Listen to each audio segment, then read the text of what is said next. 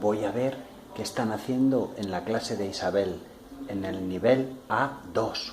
Vamos.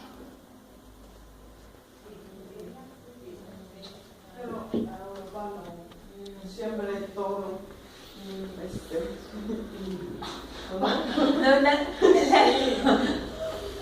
Creo que vamos a cambiar de tema.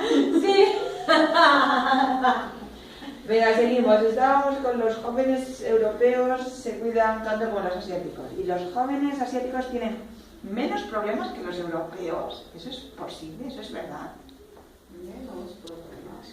¿En qué se sobre, no sé, trabajo, por ejemplo?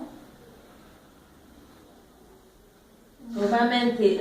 Creo que mejor no, Manolo. Gracias. Adiós. No podemos. Adiós.